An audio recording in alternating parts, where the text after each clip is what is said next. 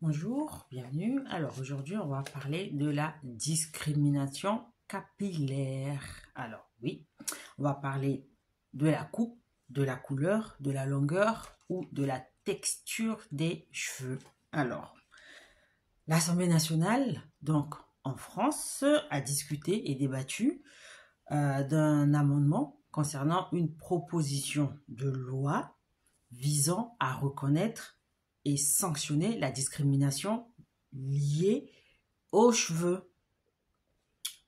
Alors, de quoi s'agit-il? Tout part d'un constat.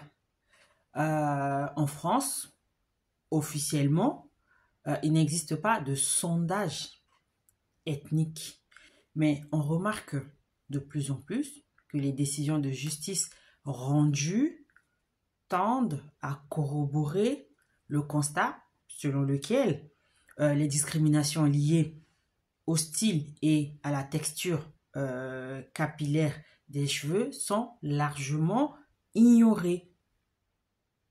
Donc, concrètement, les personnes afro-descendantes, comme on le dit par exemple aux États-Unis, particulièrement les femmes en France, changent de coiffure avant un entretien d'embauche.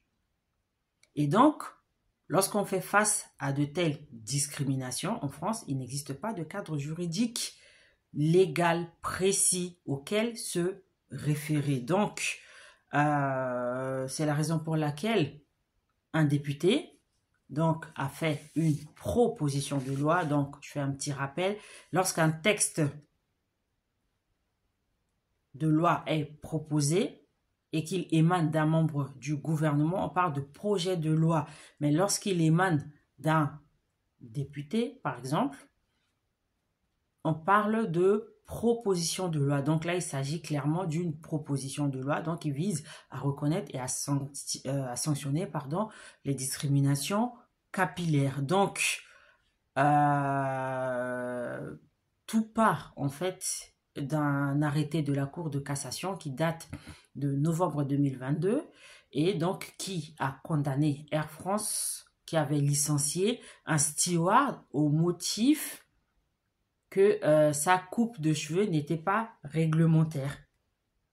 Donc, c'était un steward qui avait des tresses et dans le règlement d'Air France, les tresses africaines sont autorisées à condition qu'elles soient retenues en chignon. Et donc, ce steward avait des tresses qu'il avait retenues en chignon, mais comme il n'était pas une femme, donc il a été licencié pour inaptitude à l'emploi. Et donc, il s'est battu devant la justice et la justice a reconnu que son licenciement était discriminatoire quant à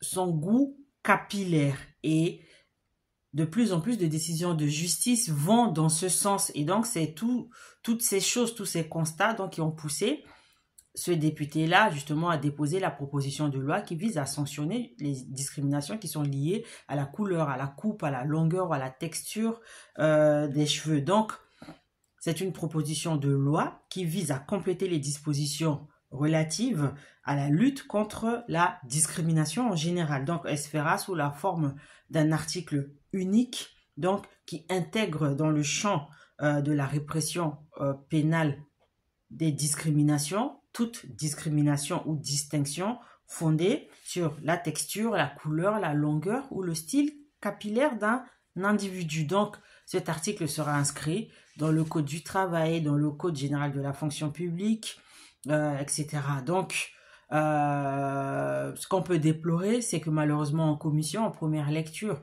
le texte a été un peu vidé de sa substance dans la mesure où les mots coupe, couleur, longueur et texture des cheveux ont disparu au profit du mot englobant capillaire. Capillaire qui veut tout dire et rien dire à la fois par rapport aux cheveux. Donc, c'est ce qui est un peu dommage dans cette proposition de loi. Mais bon, toute avancée est bonne à prendre. Hein. C'est un petit pas, on avance tout doucement. Faut savoir que, par exemple, aux États-Unis, certains États ont déjà adopté des lois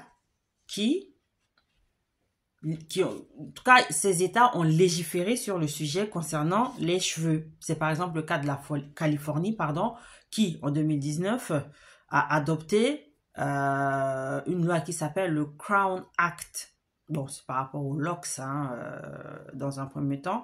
Et donc, 20 autres États et 30 autres villes ont suivi. On peut citer par exemple le New Jersey, New York, la Louisiane, le Colorado, le Connecticut, etc. Et même au Royaume-Uni, la Commission des droits de l'homme souhaite que justement les coupes afro ne soient pas interdites à l'école. Et même au Royaume-Uni, des études, des sondages ont montré que des personnes, par exemple, qui avaient la chevelure blonde, notamment les femmes, étaient obligées de se teindre les cheveux en brun pour pouvoir être prises au sérieux sur le plan professionnel avant un entretien d'embauche. Donc, cette problématique, elle ne touche pas que les cheveux afro, elle touche aussi d'autres personnes, même ceux qui se teignent les cheveux, qui les colorent, qui les coupent court avec toutes les formes de coupe. Donc, c'est vraiment une discrimination qui est liée aux cheveux. Mais c'est dommage que dans cette proposition de loi, tous ces mots-là aient disparu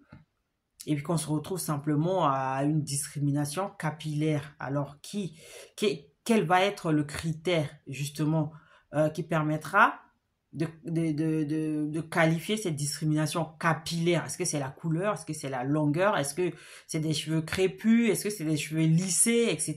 Donc, le débat, bon, il n'a plus vraiment d'importance, mais on peut quand même saluer ce pas en avant. Donc, si le texte est adopté, dorénavant, pardon, le fait de discriminer une personne par rapport à ses cheveux, qu'ils soient courts, longs, colorés, ou par rapport à la texture, donc, sera pénalement sanctionnable. Donc, c'est une petite avancée, on peut s'en contenter et puis continuer les autres luttes. Donc, voilà cette petite information que je voulais donner aujourd'hui. Donc, même les cheveux entrent dans le champ du droit. Donc, je vous dis à bientôt. Bye bye.